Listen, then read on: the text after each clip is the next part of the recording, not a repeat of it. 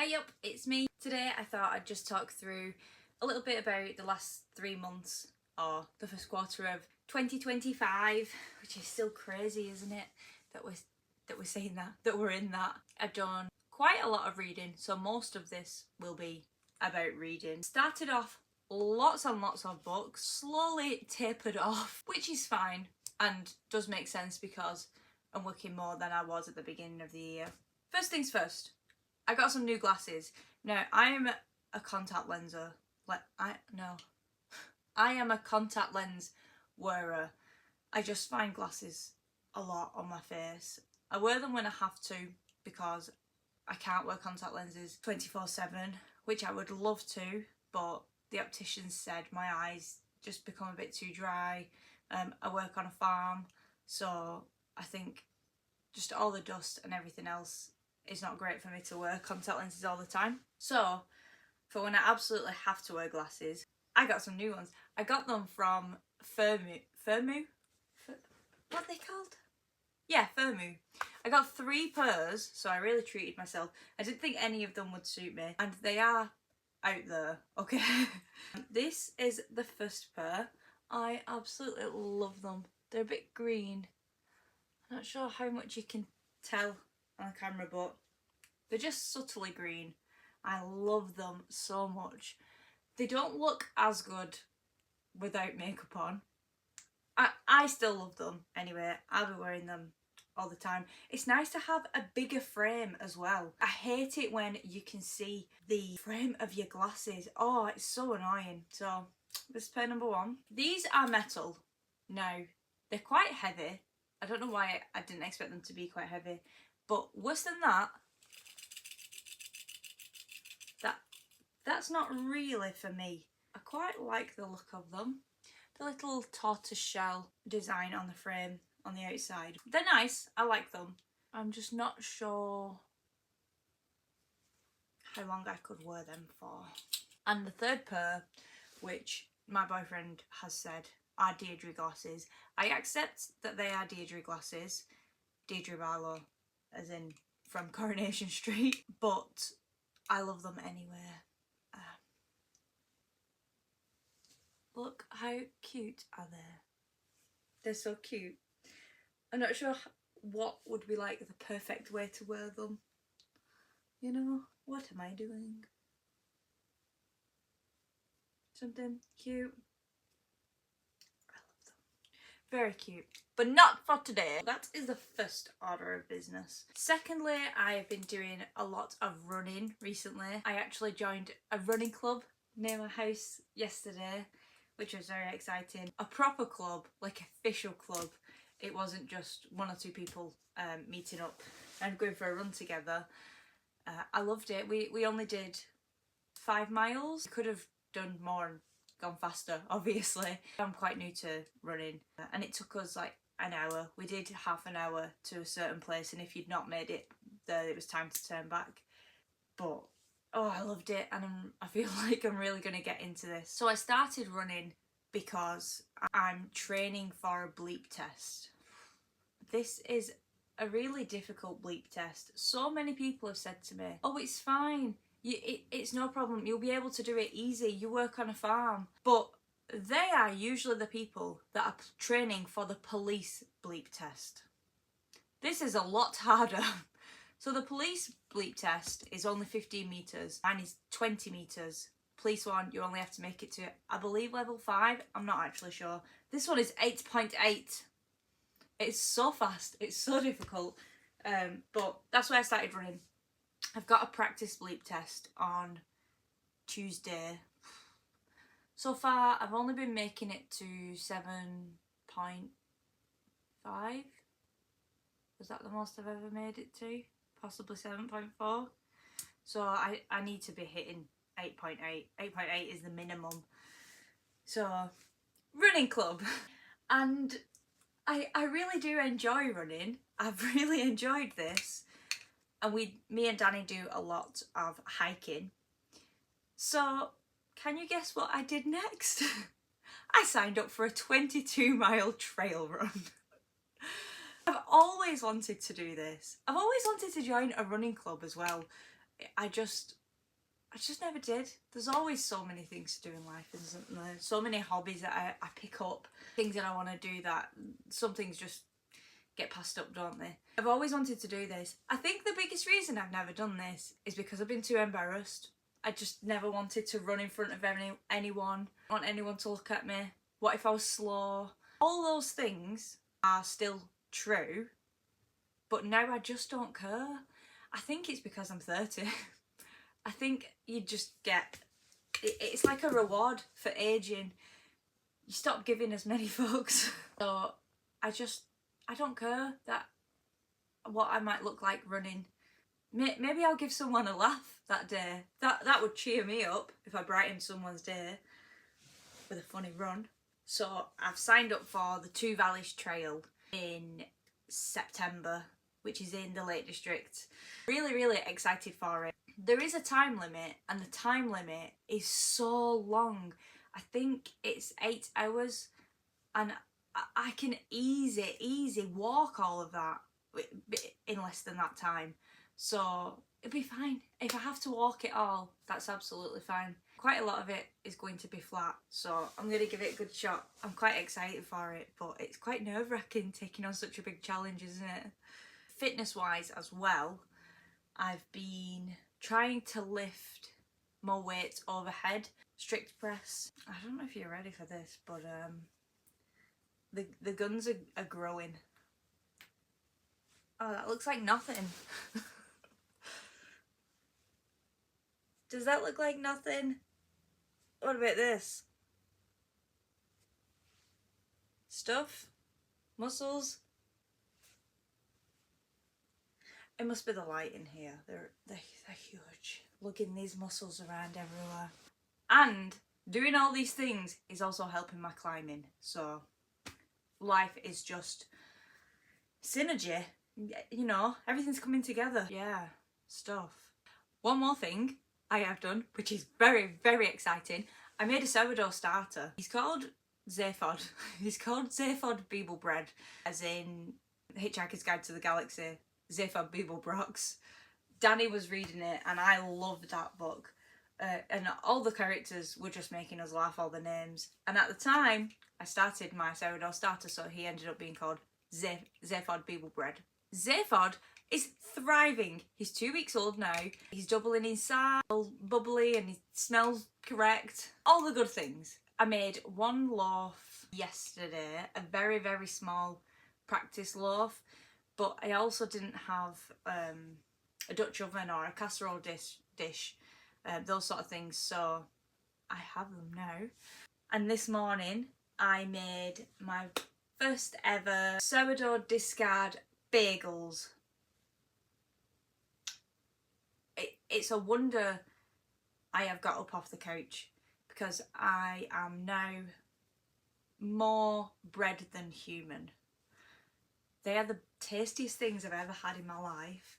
They were so easy as well, but think of it this way, it's going to help my runs. I need all the carbs. I absolutely have to have these bagels. I need these bagels. Nutrition is very important to me. I've also been planting lots and lots of seeds. My gosh, so many different things I've got growing on the windowsills and in the propagator. If you want to know more about that, I can tell you more, or I can add a few clips in, but I've got a lot going on there. It's very exciting. Very exciting time. I love spring. Okay, life, businesses out of the way, onto the books. So there's a lot of challenges this year.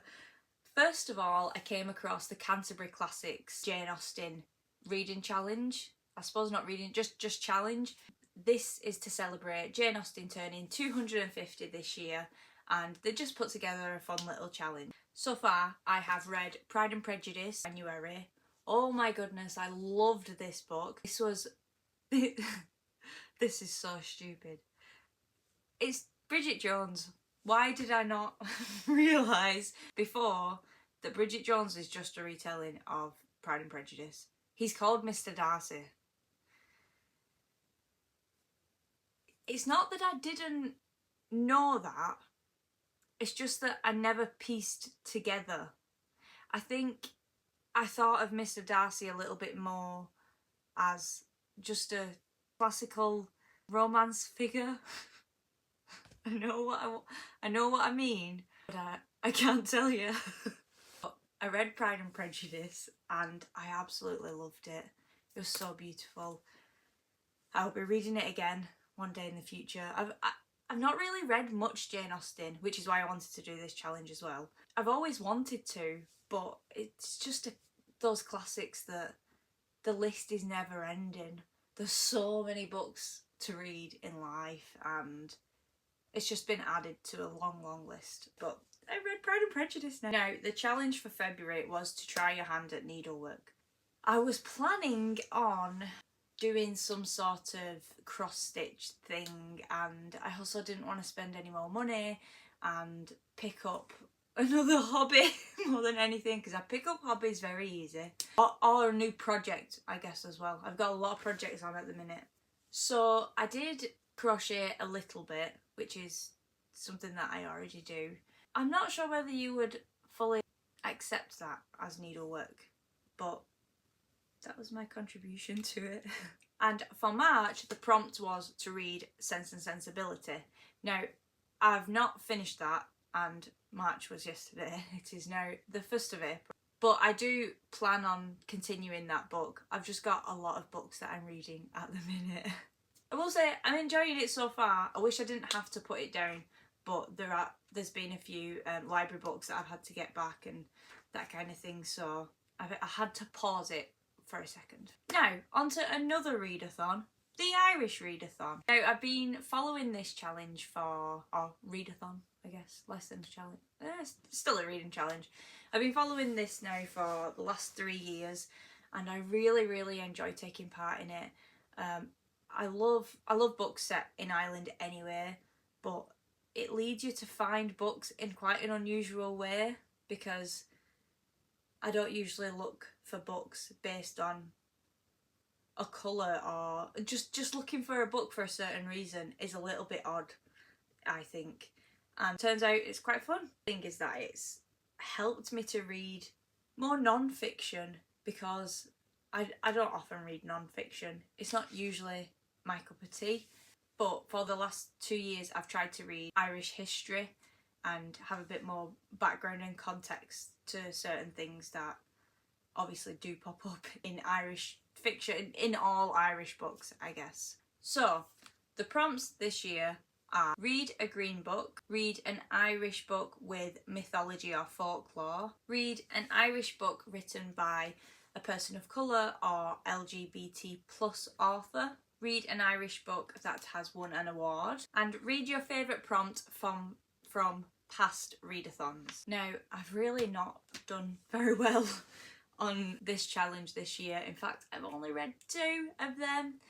I do plan on continuing to read the books that I set out to read, but I guess time just got away from me again. I've been working a bit more, I've been running, I've been doing other stuff.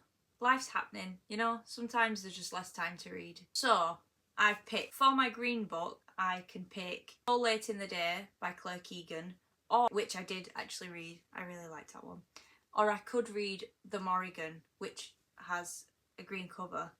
But The Morrigan would also fit in with the folklore prompt, so I could pick that. But So Late in the Day would also fit in with the favourite prompt from a previous year, which I was going to pick read a book 150 pages or less. So they both would fall under that category. The LGBT plus book, I'm going to pick Frankie, which I did read.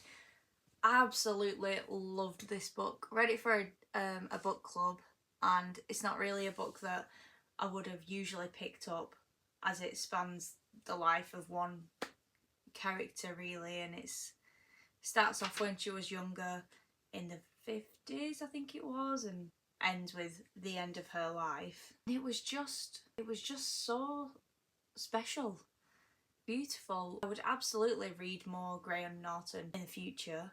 He had a wonderful way of explaining life events, and he really made you invest in the characters. But it was so very readable.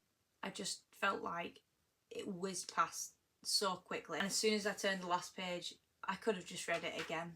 Frankie would also fit in with the award prompt as well. For that one, I was going to choose The Bee Sting because I've got that from the library at the minute. I've not started it yet. And it's quite a big book. Someone mentioned only 2 days ago about how good it was, and I thought, oh, I can't wait to get into it. Another book that I didn't realise I could have picked, I read Hamnet for March, and that would have fit in with the award prompt as well. And then for my own readathon challenge, reading challenge, I've been trying to read a couple Shakespeare plays this year. So the first month we read, the royal we, me, I read King Lear, and then February I read The Taming of the Shrew, and for March I read Hamlet. I'm really enjoying this challenge. I'm getting a lot out of the books that are accompanying them, just explaining a little bit, maybe some of the themes or a bit of context that perhaps has just gone over my head. Yeah, I'm really enjoying it. So that's just a little wrap up into how the first quarter of the year has been so far. I feel like England is warming up again. England is waking up and spring is happening and it's exciting, and we get to go swimming again outdoors, and we just get to spend more time in nature, and I can't wait. I love it. Well, you've listened to me jabber on for long enough, so I'm going to go now. Bye bye. So just a quick breakdown of all the books that I've read so far from January to March 2025. The Orange and Other Poems by Wendy Cope. I read that twice. It was so good. When I say twice, I mean closed the book, opened it again, had to read it straight away. It was beautiful. The Five by Halle Rubenhold. Amazing. Loved that. What an incredible book. Fourth Wing by Rebecca Yarros. That was a reread ready for Onyx Storm. And then I read Iron Flame, ready for Onyx Storm. Pride and Prejudice by Jane Austen. Beautifully romantic. Onyx Storm, that was incredible. And I went to the Waterstones Trafford Centre midnight release party, which was just so much fun. And I met some lovely friends as well. I read Private Rights by Julia Armfield and truly enjoyed it. I love anything Julia Armfield, so what a treat that was. Days at the Morisaki book by Satoshi Yagisawa. I didn't get along that great with this one. I'm not sure why, possibly just the headspace I was in. A few people have commented online saying they felt a similar way. Just could not get into it. I didn't feel much connection with the character, just me. Orbital by Samantha Harvey. Obviously this was just incredible. Loved that one. I read it for book club as well, which it's just always bonus when you get to talk about books that you've enjoyed. I read King Lear by William Shakespeare, then I read How to Winter by Carrie Leibowitz, then in preparation for the new Hunger Games ones, The Hunger Games Catching Fire by Susanna Collins. I read Vinegar Girl. I really wanted to love this book because I loved 10 Things I Hate About You, so I presumed I was going to love The Taming of the Shrew. Really didn't like the ending of Vinegar Girl. Didn't like how she just submitted and then gave in. Okay, yeah, I'll just do whatever you want. Not for me. But really enjoyed it up until that last point. I wish she just ran away. We read I Who Have Never Known Men by Jacqueline Hartman for book club again.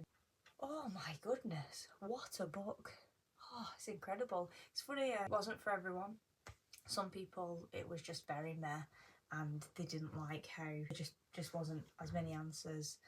For me, it was just heartbreaking. I spoke to my mum about this book quite a few times, and my chest feels heavy just thinking about it. There's so much to get from that book, so much to break down, and so much to think about. I think I'm going to think about that book for a really long time, maybe even forever. Then I read Mockingjay by Susanna Collins. We read Harry Potter and the Philosopher's Stone because me and Danny were in the camper van travelling and just wanted something cosy and nice to listen to. So we listened to The Philosopher's Stone. Then we read Frankie by Graham Norton for book club. Oh my goodness, what a treat that was. I absolutely loved it. I ate it all up. I've never really read a book like that, and I guess it wouldn't have interested me if it was just a book I were to read just to pick up from the library or a bookshop. But because we had it for book club, I picked it up, obviously. read it. It was just a lovely, lovely surprise. Loved the characters, loved the plot, really loved the writing. A very easy book. It was easy whilst being heartbreaking. Very moving and makes me want to read more Graham Norton. And I read So Late in the Day by Claire Keegan. I read Paradise Rot by Jenny Havel. How to describe it? Wet, moist, sticky, clammy, seeping, gross, and I loved it. It was really weird, but you just can't stop reading. Hello!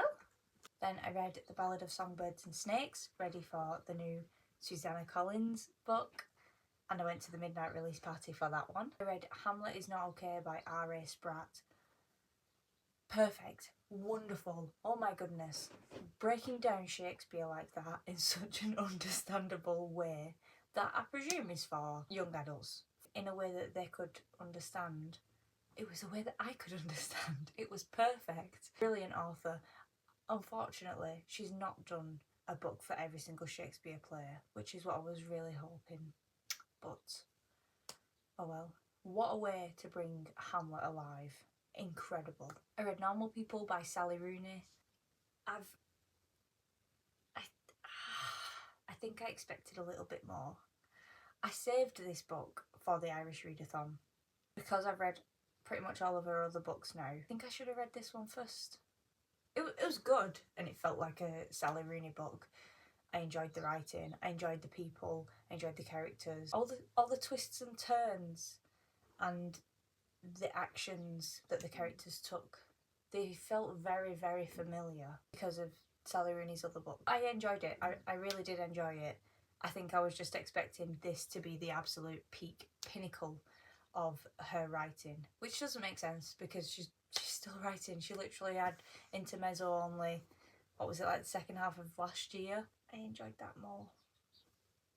Maybe people get the same feeling in the opposite direction, that they loved Normal People and now she's bringing other things out. Everything feels a little bit too familiar. Nevertheless, I still really, really enjoyed it and can't wait for more of her writing. I think I just saved it for too long, that book. I read Wanderer's History of Women Walking by Kerry Andrews. I started listening to this while I was walking around Ullswater Way, which was about 21 miles around of Ullswater Lake in the Lake District. I thought, what an incredible way to, you know, get my march on and have all these incredible stories from incredible women.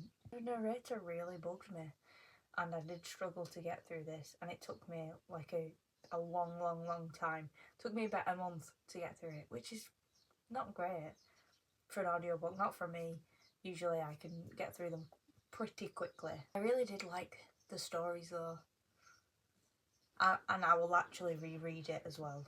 Just wish there was a different narrator. I read The Assassin's Apprentice by Robin Hobb. I enjoyed it. Fantasy is not my usual genre, but I wanted to read this series. For me, I think for a beginner fantasy reader, there's just a lot of characters. I listened to this on audiobook, which I think is usually my problem. I need to sit and read it, see the characters and form ideas and thoughts differently. But other than wishing I was a little bit more connected to the characters, it was really, really enjoyable, heartbreaking, which after hearing the books that I've enjoyed the most in the last 3 months seems to be my thing. Why am I enjoying all the heartbreaking ones so much? I don't think I'm going to carry on with the series at this minute in time, but I think I would like to in the future. I don't know if it doesn't grasp you right then, first time that you read it. Is there any point? See, I've so many books on my TBR. I probably won't. And I did only get it from the library. Not like it'll be sat there reminding me or anything. Would like to reread and would like to read the whole series, but realistically probably won't. I then read Hamnet. Yeah, again, bloody heartbreaking. Not sure how true the story is to real life. But wow, what stories those people had. I feel like I really got to know everyone in the book. And after reading Hamlet and feeling like I went on that journey with the family, I feel like Hamlet, the play, just feels a bit different now, that he wrote that during such a horrible time of his life. But it was such a horrific tragedy that I guess Art Mirror's life, a lot of that did come out in his work. So as well as reading Hamnet, I also read Hamlet, and yet again just blown away by his writing, the historical context, everything that happened at that time as well, both in his personal life and also within the country. So that's 29 books so far, January, February, March. But I do have a feeling I'm forgetting one or two. But there's nothing I can think of right now.